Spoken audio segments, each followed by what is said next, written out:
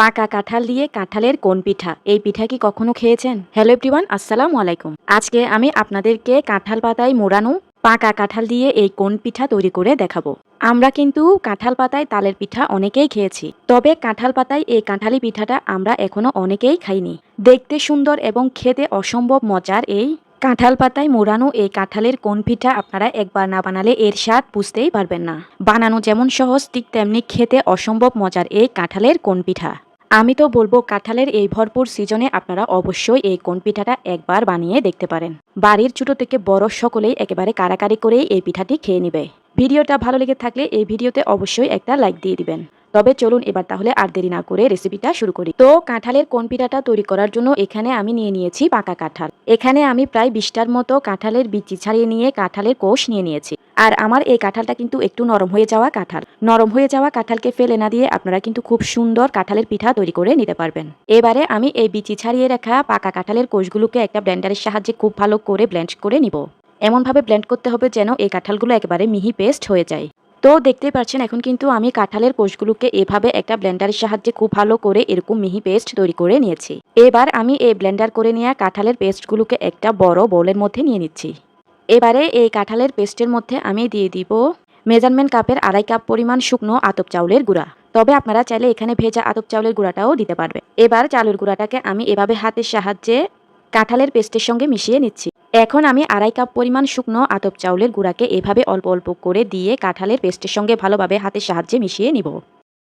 আপনাদের কিন্তু কাঁঠালের পেস্টের পরিমাণ অনুযায়ী চাউলের গুঁড়ার পরিমাণটাও কম বেশি লাগতে পারে।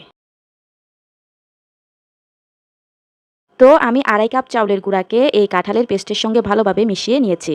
চাউলের গুঁড়া মিশিয়ে নেওয়ার পর এই মিশ্রণটার কনসিস্টেন্সি দেখতে ঠিক এমন হবে। অর্থাৎ এটাকে কিন্তু বেশি পাতলাও করা যাবে না, আবার বেশি অতিরিক্ত ঘনও করা যাবে না। অর্থাৎ মাঝারি লেভেলের ঘনত্ব রেখে এই ব্যাটারটা তৈরি করে নিতে হবে। এবার আমি হাতের সাহায্যে 1 থেকে 2 মিনিটের মতো এই ব্যাটারটাকে এভাবে একটু ফেটিয়ে নিব। তো ফেটিয়ে নেওয়া হয়ে গেলে এবারে এই ব্যাটারের মধ্যে আমি দিয়ে দিব একটা ডিম। ডিমটা দিতে পারলে পিঠাগুলো খুবই স্পঞ্জি তৈরি হয়। এবারে দিয়ে দিব মেজারমেন্ট কাপের 1/2 কাপ পরিমাণ বা আমার স্বাদ অনুযায়ী চিনি। চিনিটা এখানে আপনারা আপনাদের স্বাদ অনুযায়ী বাড়িয়ে কমিয়ে দিতে পারবেন। দিয়ে দিব 1/2 চা চামচ পরিমাণ লবণ। এবারে দিয়ে দিব 1/2 চা চামচ পরিমাণ ড্রাই ইস্ট। এই ইস্টটা আপনারা যে কোনো মুদির দোকানে খুবই সহজে পেয়ে যাবেন। এবারে দিয়ে দিব 1/2 চা চামচ পরিমাণ বেকিং সোডা। এখন দিয়ে দিব 1 টেবিল চামচ পরিমাণ গুঁড়ো দুধ। সবগুলো উপকরণ দেওয়া শেষ। এবার আমি হাতের সাহায্যে সবগুলো উপকরণকে খুব ভালোভাবে মিশিয়ে নিব। এই মিশিয়ে নেওয়ার কাজটা একটু সময় নিয়ে করতে হবে যেন সবগুলো উপকরণ ভালোভাবে মিশে যায়। তো দেখতেই পাচ্ছেন এখন কিন্তু আমি সবগুলো উপকরণকে ভালোভাবে মিশিয়ে নিয়েছি।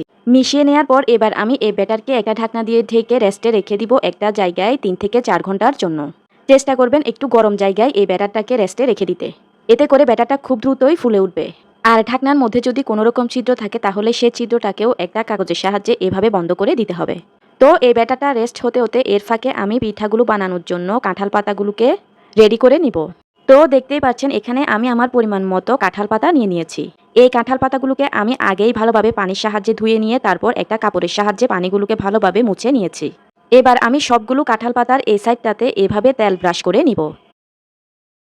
দেখতেই পাচ্ছেন আমি কিন্তু সবগুলো কাঁঠাল পাতার মধ্যে তেল ব্রাশ করে নিয়েছি। এবারে এখান থেকে আমি একটা কাঁঠাল পাতা নিয়ে এটাকে এভাবে ধরে পানের খিলির মতো করে আমি কাঁঠাল পাতা দিয়ে কোণটাকে তৈরি করে নিচ্ছি। এই কাঁঠাল পাতার কোণটা তৈরি করা কিন্তু খুবই সহজ। এরপর কাঁঠাল পাতার 2 সাইডকে আমি এরকম একটা নারিকেলের শলার সাহায্যে আটকিয়ে দিলাম। তবে আপনারা চাইলে এখানে টুথপিকও ব্যবহার করতে পারেন। তো দেখতেই পাচ্ছেন এখন কিন্তু আমার কাঁঠাল পাতা দিয়ে একটি কোণ তৈরি করা হয়ে গিয়েছে। এবারে আমি আরও একটি কোণও আপনাদেরকে তৈরি করে দেখিয়ে দিচ্ছি। আপনাদের হাতের কাছে যদি এই কাঁঠাল পাতাটা না থাকে সেক্ষেত্রে আপনারা কিন্তু ফয়েল পেপারের সাহায্যেও এই কোণগুলোকে তৈরি করে নিতে পারবেন। তো দেখতেই পাচ্ছেন আমি কিন্তু একইভাবে আরও একটি কোণও তৈরি করে নিয়েছি।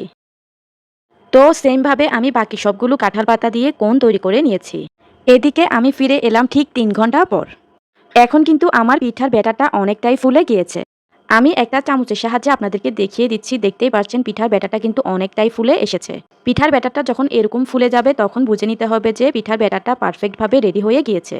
এবার আমি চামচের সাহায্যে এই পিঠার ব্যাটারটাকে আবারও একটু নেড়েচেড়ে মিশিয়ে নিচ্ছি। এ পর্যায়ে আপনারা চাইলে এই পিঠার ব্যাটারের সঙ্গে পরিমাণ মতো নারিকেল কুচি অ্যাড করে দিতে পারবেন। তবে আমি নারিকেল কুচিটা উপরে সাজিয়ে দিব, সেজন্য আর ব্যাটারের মধ্যে দিলাম না। আজকের এই কোন পিঠাগুলোকে ভাপ দিয়ে নেওয়ার জন্য এখানে আমি এরকম একটা রাইস কুকারের স্টিমার নিয়ে নিয়েছি। এরকম একটা রাইস কুকারের স্টিমার কিন্তু আমাদের কম বেশি সকলের বাড়িতেই রয়েছে। এখন আমি প্রথমেই এই রাইস কুকারের স্টিমারটাকে একটা বোলের উপরে এভাবে বসিয়ে নিলাম। এবারে আমি বানিয়ে রাখা কাঁঠাল পাতার কোণগুলোকে এই স্টিমারের এই ছিদ্রগুলোর মধ্যে একটি একটি করে বসিয়ে নিব। তো আমি সবগুলো কাঁঠাল পাতার কোণকে এই স্টিমারের ছিদ্রর মধ্যে এভাবে বসিয়ে নিয়েছি। এখন আমি পিঠার ব্যাটার থেকে অল্প অল্প করে ব্যাটার নিয়ে এই কাঁঠাল পাতার কোণের মধ্যে পিঠার ব্যাটারকে দিয়ে দিব।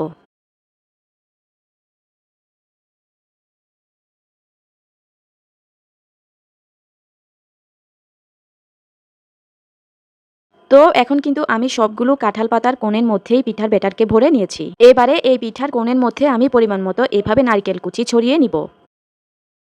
তো আমি সবগুলো পিঠার কোণের মধ্যেই এভাবে নারকেল কুচিটাকে ছড়িয়ে নিয়েছি। এবারে এই পিঠাগুলোকে আমি ভাপে বসিয়ে দিব। সেজন্য চুলায় একটা পাত্রের মধ্যে আমি পরিমাণ মতো পানি এভাবে ফুটিয়ে নিয়েছি। এবারে এই ফুটানো পানির পাত্রের উপরে আমি পিঠার স্টিমারটাকে সাবধানতার সাথে বসিয়ে নিব। এবারে এই পিঠাগুলোকে আমি একটা বড় সাইজের থালা দিয়ে ঢেকে নিব। এবার এই পিঠাগুলোকে আমি এই পানির ভাপে ২০ মিনিট স্টিম করে নিব।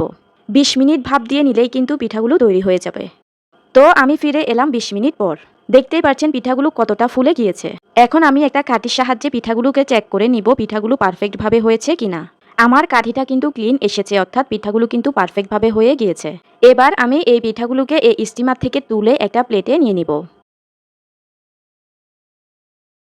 এবার আমি ওই স্টিমারটার মধ্যেই সেমভাবে কাপ কেকের মোল্ডে করে পিঠার ব্যাটারকে এভাবে বসিয়ে নিয়েছি। এবারে এই পিঠাগুলোকেও আমি ঢাকনা দিয়ে ঢেকে স্টিম করে নিব ২০ মিনিট। ২০ মিনিট পর ফিরে এলাম। দেখতেই পাচ্ছেন এই কাপ কেকের মোল্ডে তৈরি করা এই পিঠাগুলোও কিন্তু কতটা ফুলে উঠেছে। এই পিঠাগুলোও কিন্তু একেবারে পারফেক্ট হয়েছে। এখন আমি এই পিঠাগুলোকেও এই স্টিমার থেকে তুলে নিব। এখন আমি কোন পিঠাগুলো ঠান্ডা হয়ে যাওয়ার পর এই কোন পিঠাগুলোকে আপনাদেরকে পাতা থেকে ভালোভাবে খুলে নিয়ে দেখিয়ে দিচ্ছি। তো দেখতেই পাচ্ছেন আমি কিন্তু একটি কোন পিঠাকে কাঁঠাল পাতা থেকে খুলে নিয়েছি। একইভাবে আমি সবগুলো কোন পিঠাকে এই কাঁঠাল পাতা থেকে খুলে নিব। এখন আমি কেকের মোল্ডে তৈরি করা পিঠাকেও মোল্ড আউট করে নিলাম। দেখতেই পাচ্ছেন এই পিঠাটাও কতটা পারফেক্ট হয়েছে। তো ভিউয়ার্স, দেখতেই তো পেলেন কত সহজেই কিন্তু তৈরি করে ফেললাম কাঁঠাল পাতায় মোড়ানো কাঁঠালের কোন পিঠা। এই কোন পিঠাগুলো দেখতে যেমন আকর্ষণীয়, ঠিক তেমনি খেতেও অসম্ভব মজার। আমি তো বলবো আপনাদের বাসায় যদি কাঁঠাল থাকে তাহলে কিন্তু আপনারা আজই এই অসম্ভব মজাদার কাঁঠালের কোন পিঠাগুলোকে বানিয়ে নিন। এই পিঠাগুলোকে আপনারা এই অবস্থায় একটা এয়ারটাইট বক্সে ভরে নর্মাল ফ্রিজে রেখে দিলে এই পিঠাগুলো প্রায় ৪ থেকে ৫ দিন ভালো থাকবে। তো ভিউয়ার্স, আপনাদের কাছে কেমন লাগলো আমার আজকের এই সহজভাবে তৈরি কাঁঠালের কোন পিঠা তৈরির রেসিপিটা আমাকে কিন্তু অবশ্যই কমেন্টস করে জানিয়ে দিবেন। ভিডিওটা ভালো লাগলে ভিডিওতে অবশ্যই একটা লাইক দিয়ে দিবেন। এই ভিডিওটা অবশ্যই আপনাদের ফ্রেন্ডস এন্ড ফ্যামিলির মাঝে বেশি বেশি শেয়ার করে দিবেন। এতক্ষণ সঙ্গে থাকার জন্য সবাইকে অসংখ্য ধন্যবাদ জানিয়ে আমি তাহলে আজকের মতো এখানেই বিদায় নিয়ে নিচ্ছি। আল্লাহ হাফেজ।